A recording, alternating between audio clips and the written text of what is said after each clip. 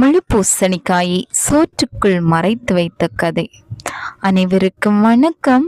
நான் உங்கள் விஜே.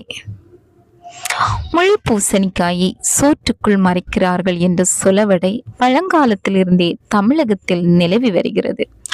பூசணிக்காய் சாதாரணமாகவே பெரிதாக இருக்கும் என்பது நம் அனைவருக்கும் தெரிந்ததே. உருவத்திலும் எடையிலும் மிக பெரியவை உண்டு. அவ்வாறு பெரிதாக இருப்பவற்றை சோற்றில் மறைக்க வேண்டுமானால் மணல் குவியலை போல் சோற்றை குவித்து வைத்தால் தான் முடியும். அது சாத்தியமாகாது. மேலும் இப்பொழுதெல்லாம் சோறு சாப்பிடுபவர்கள் எண்ணிக்கையே குறைந்து வருகிறது. பெரும்பாலானோருக்கு சர்க்கரை வியாதி வந்து விட்டதே.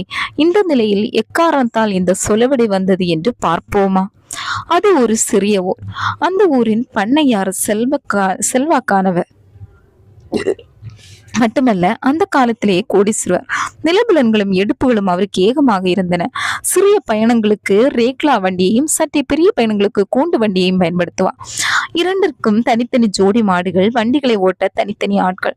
அன்றைக்கு மாலை கூண்டு வண்டியில் வந்து கொண்டிருந்த போது பண்ணையாரின் தர்மபத்தினி சொன்னார்கள், என்னங்க பொழுதுதான் சாஞ்சிடுச்சே, நாம இறங்கி தோட்டத்துக்குள்ள பூந்து பேசிக்கிட்டே வீட்டுக்கு போகலாமுங்க.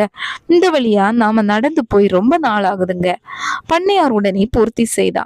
மனைவின் விருப்பத்தை வண்டி அனுப்பிவிட்டு இருவரும் கால அறந்தார். வழியில் ஈடுபட்ட ஒரு சிலர் அவர்களுக்கு வணக்கம் சொல்லி வழிவிட்டு ஒதுங்கி மரியாதை பறைசாற்றினர். லேசாக இருட்டு கவிய தொடங்கியது. அப்பொழுது அவர்கள் இருவரும் ஒரு பூசணி தோட்டத்தில் பிரவேசித்தனர். பாதையின் இருமருங்கும் பூசணிக்காய்கள் புத்தம் புதிதாய் கண் சிமிட்டின. பண்ணையார் மனைவிக்கு பூசணி கூட்டு என்றால் உயிர். ஏங்க நல்லதா பார்த்து ஒரு காய் பறிச்சுட்டு வாங்க, ராத்திரிக்கே கூட்டு சுவண்ணி சாப்பிடலாம். என்ன இது ஒன்றும் நம்ம தோட்டம் இல்லை, நம்ம பறிக்கிறதை யாரையாவது பார்த்துட்டா அசிங்கமாயிடாதா?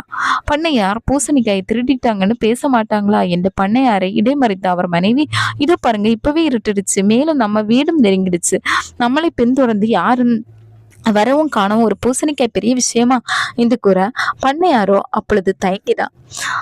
2 நாட்கள் சென்றதும் ஊரில் அரசல் புரசலாக பண்ணையாரை திருட்டு பேசப்பட்டது.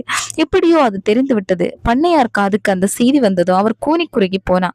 இனி எப்படி வெளியில் தலை காட்டுவது என்று மருகினார். அப்பொழுதுதான் அவரின் மனைவி அந்த உபாயத்தை சொன்னார். பண்ணையார் வீட்டில் தடபுடலாக விருந்து வைக்கப்பட்டது. உயர் ரக அரிசி சோறும் அரசுவை பதார்த்தங்களும் தலைவாழை இலையில் அனைவருக்கும் பரிமாறப்பட்டன. ஊரில் உள்ள அனைவரும் வித்தியாசமின்றி அழைக்கப்பட்டு பெருமைப்படுத்தப்பட்டனர். விருந்தின் தன்மையை பார்த்து ஊரே வியந்தது. அது மட்டுமல்ல, இவ்வளவு செலவு செய்து அருமையான அறுசுவை உணவு படைத்தவரா கேவலம் ஒரு பூசணிக்காயை திருடி இருப்பா?